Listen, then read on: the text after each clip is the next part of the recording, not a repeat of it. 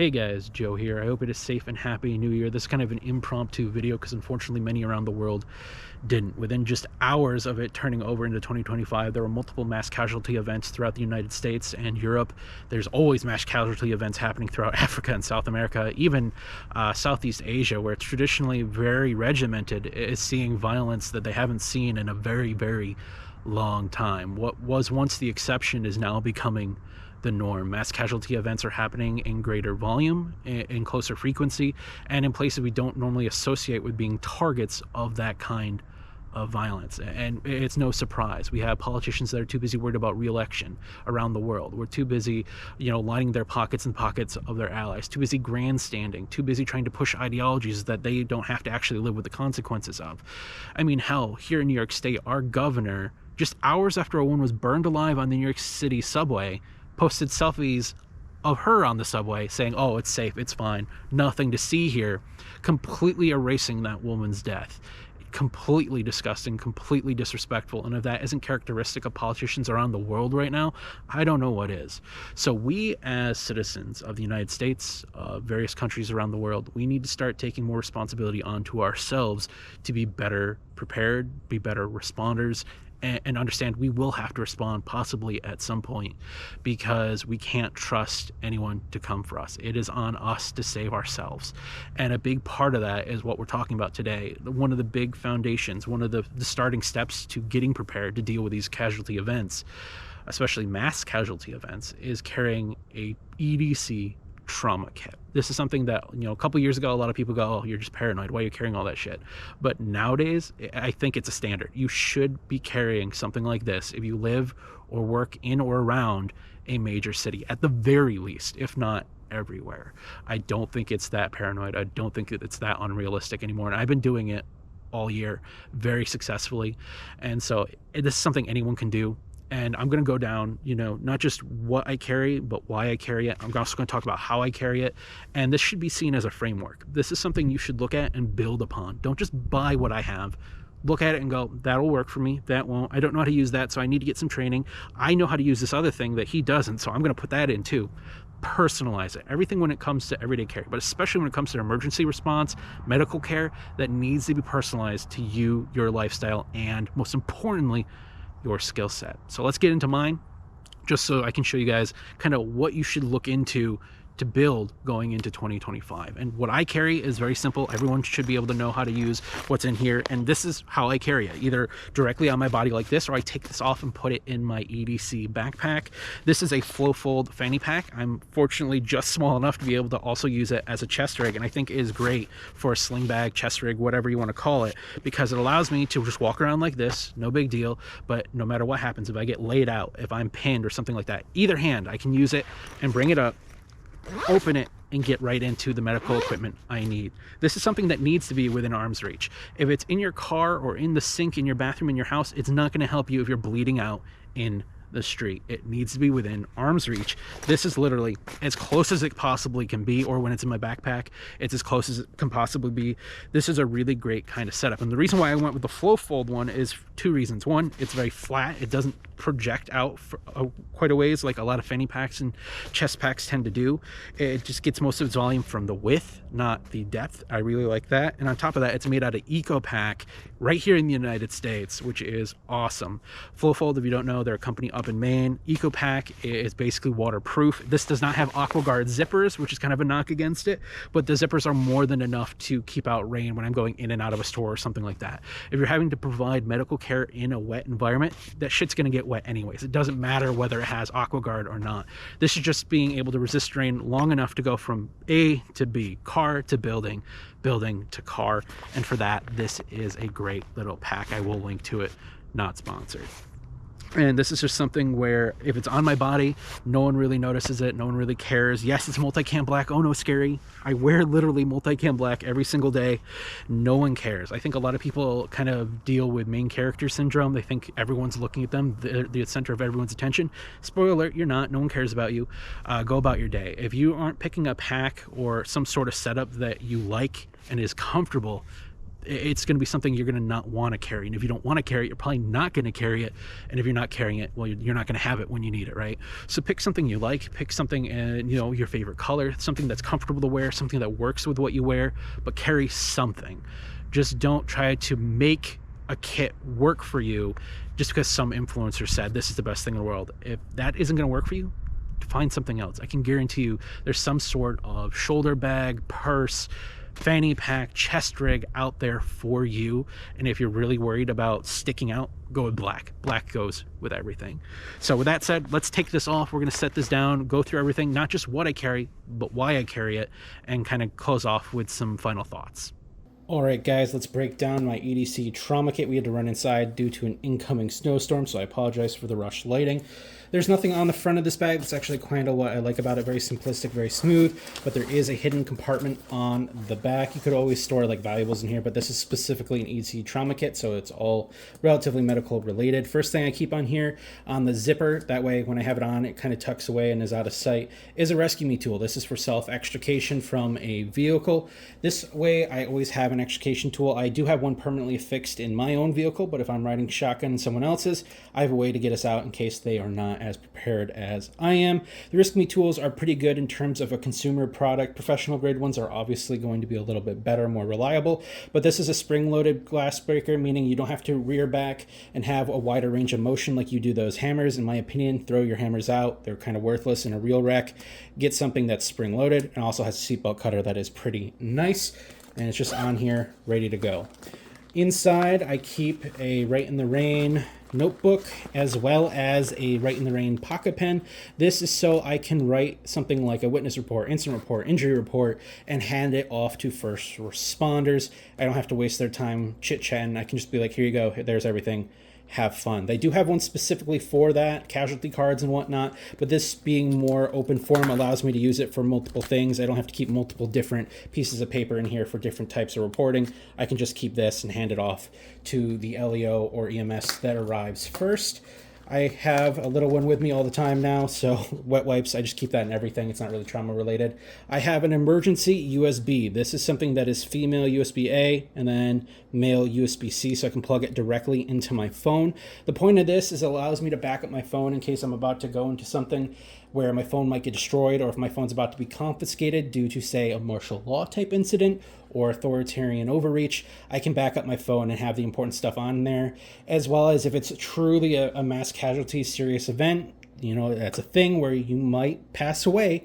If you have time to record your last sentiments, this allows you to record it on your phone before it's destroyed or stolen and get that message to your family. And to go along with this, since this is not environmentally protected, I do have a Ziploc bag. This will protect it from most things it's going to see here in upstate New York. There are more durable USBs for dealing with the elements and salt water and all that, but this is just really nice. It can be tucked away in case there is an authoritarian overreach situation, like any nook and cranny in the body, cough, cough. This can be disappeared very easily, whereas some of those cannot. And that's basically all I keep in here. Now, in terms of the main compartment, this is semi-organized and semi-not. So let's get this here. There are two pockets right here that have my tourniquet and wound packing. There is one compartment here that has secret squirrel stuff that I'm not going to show. Then I have a dump pouch for everything else.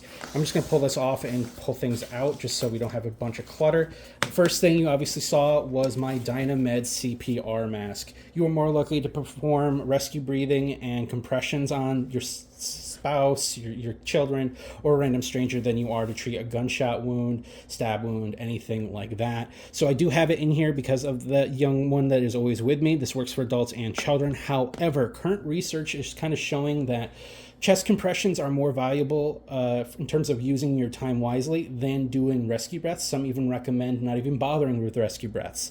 That's applying to adults, though. I don't know if that still applies to children, so I got to keep doing the research. So until I can verify that rescue breathing is kind of moot, I'm going to keep that in there just because it helps with those scenarios.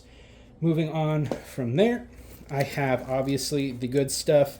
I have my tourniquet. Personally, I choose a soft T wide in the bright orange colorway so people can see it. They come in a bunch of different colors. I choose these over the cats purely because of the metal windlass. It's less likely to have complications, whereas cats, it does happen, but though rarely, they break once in a while. And also, it doesn't use Velcro. It uses a clip system, so I can just unclip it. It's just much nicer for me. I don't like having to rely on Velcro. That may not always be reliable in all situations, especially if it's a grimy situation. This is really great. And just in case I'm unconscious and someone has to use it on me and they aren't trained, I do have the directions on that. I'd always think you should keep your directions with your tourniquets because you never know who's going to be using it. It might not always be you. To go along with that, I do have bright green gloves. These are obviously not sterile. If you have an open wound, it's not sterile, bro. Just deal with it. And I have bright green because of the visibility with blood. However, understand bright green under red light, say in a tactical situation, it does turn basically dark gray black, and that kind of goes out the window. So plan accordingly. I do have an extra pair of gloves in here that is purple blue. They are both nitrile, no latex. To go along with that, in terms of PPE, I have a sealed surgical mask just to keep blood out of my mouth, blood spray if I do have to apply anything to a loved one. I'm not getting that in my mouth. Going on from there to go with the tourniquet, last thing in that pocket is just a little Sharpie, right time, date, all that kind of stuff, as well as writing on people's foreheads in terms of their tier of care. Next up, in terms of wound packing, I got 3 things in that module. I have Bleed Stop. This is a really good hemostatic agent. It is used in ERs all around the United States as well as in Europe, I believe, just under its generic name. This is a really good product. You can pick it up at Walmart, and it is made in America, and it doesn't have some of the complications that have been reported with other types of hemostatic agents. And because it's not impregnated into the gauze, I can choose whether to use it or not. If I don't need it, I don't have to use it, and I don't have to waste money on hemostatic gauze that's just going to end up expiring, and the hemostatic agents can be crap. I can just buy another one of these and replace it in my kit for much, much cheaper. And to go along with that, I do have the bougie gauze. This is North American Rescue wound packing gauze. You do not need to buy this. You can just use normal gauze. The reason why I have this is because I have expendable income that allows me to invest in my stuff, and so I got the nice stuff. This is a little bit finer, so it's less likely to leave super hairy residue in the wound channel, and importantly, it has that x-ray strip right there, the radiology strip. That means under an x-ray, this will glow, meaning it's very, very difficult to forget this gauze is in my body. We like to hope that our medical professionals are highly trained and highly astute, but especially in a match casualty event where there's a lot of people being treated, a lot of chaos, I want to give them the best leg forward by being able to pick up if they accidentally left something behind with that radiological strip. Now, to go along with that, I do have the normal gauze as well, the North American Rescue compressed gauze. This is more for surface, or if that's not enough to pack a wound, I'll pack that behind all of that. But again, it's more for surface wound bandaging, things like that. To go along with that as well, I have this compressed bandage. You can choose whatever kind you want. Israeli, North American Rescue. Just make sure if it's double packaged to take off the surface packaging. You probably shouldn't do that in a professional setting, but in a personal setting, perfectly fine. And then we have a couple other things in here. I have 2 signaling devices. I have a storm whistle. This is a P-less storm whistle. I can use it even underwater, but say I have an injury to my airways or I'm just not able to exert it, I have something I can just pull the plug on this and hit it, and it releases, I believe, 120 decibels of noise. This is like a jogger saber alarm for people who are getting assaulted. It just allows me to notify first responders in case I'm not able to use this. Either of these is far better than yelling, and having both is excellent, and they're really, really cheap. Going on from there, I have my shears.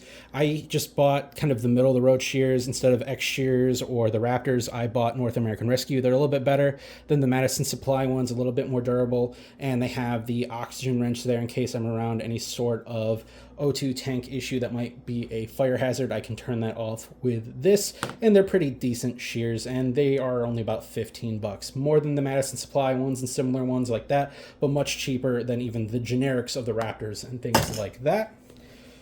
Going from there, I have a Mylar blanket to deal with shock, and this is the first item that's probably going to make my TCCC TAC bros crap their pants. I do not keep chest seals, at least the conventional ones that you're thinking of, the vented ones. I keep 4 petroleum dressings instead. These are 4x4, and the reason why I do that is because current research, including that being reviewed by the guys on the TCCC board, have shown that chest seals are really not that effective at saving lives here in the United States. TCCC is meant for combat zones with unit tactics included, not for solo deployment stateside.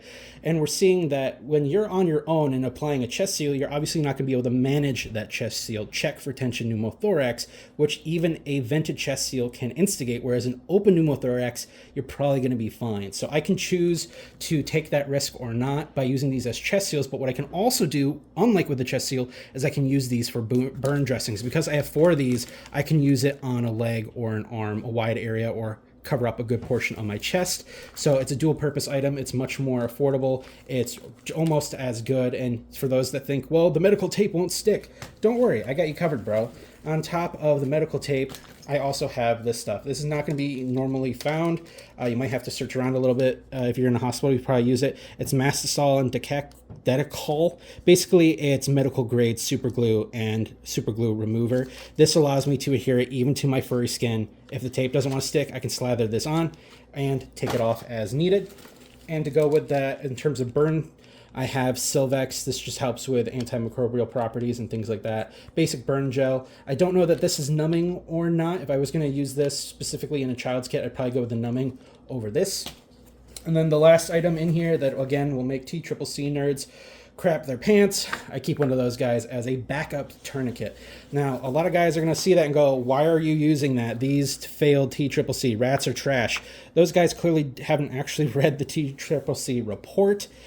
Because the only reason it failed was self-application time. Really, it's just as good as certain approved tourniquets in terms of how it includes, in terms of, clamping down on applying pressure. And so for a backup, something I might use on someone else, this is something that's really great. I'm going to keep my primary for me or for the child in my life. This will be for someone else. Every other adult in my life has their own kits. I don't have to worry about them. This is just a backup. This is something where if I were to personally need more than one tourniquet, chances are I'm passing out. You got to be realistic when it comes to making these kits. Don't just copy whatever goon bro, tack bro crap you see on the internet, because a lot of those kits are based around military tactics, military units, IFAK kind of shit. But the problem is you're on your own. You don't have your buddies to back you up. If you have more than just 1 or 2 gunshot wounds, if you have more than 1 major arterial bleed, you're probably going to pass out. You have 30 to 60 seconds realistically before you're unconscious. Are you really going to be able to apply 2 tourniquets, 3 tourniquets, 4 tourniquets? Hell no. So if this is truly an IFAK for personal use, you probably don't need to carry a ton of tourniquets for that. You can carry a main tourniquet, carry a backup tourniquet, and know how to improvise, and you're going to be fine. You don't need to carry a duffel bag of medical equipment everywhere you go unless you're going to take on that responder role, and you should only be taking on that responder role if you're professionally trained to do so. So I'm perfectly fine with the rats. I've read the research. I actually understand what it can and can't do, unlike most people who hate on it. So that is that. So if you guys got any questions, feel free to ask below. I'm going to link to everything I have here if I can. Some of it I don't know if it's publicly available, like the mastosol and whatnot. I think that might be a special medical supply thing that you can't really order privately, but I'll try to find an alternative. Most of the stuff is just meant for gunshot wounds, stab wounds, slash wounds, burn wounds, as well as some stuff that is meant for other people, some emergency signaling, things like that. Just a general trauma kit, nothing crazy, nothing super high skilled, and you'll see a lot of things in other people's kits that I don't have, like a chest decompression needle. You're not applying that to yourself. I'm not applying that to myself. So it's not in my kit, and I'm not trained to apply it to others, so I'm sure as hell not going to carry one. I always hear the excuse, well, if you don't know how to use it, someone around you might. Well, are you willing to trust that? Or are you going to risk someone not knowing, using it, and then killing you because they misused it, which can happen with a chest decompression needle? Personally, I'm not going to do that. So make sure your kit meets your needs, meets your skill level. And if you want to carry something that is super fancy, like a decompression needle, and you don't have that skill, go get the training. Don't just throw it in your kit and go, oh, I'll get around to it.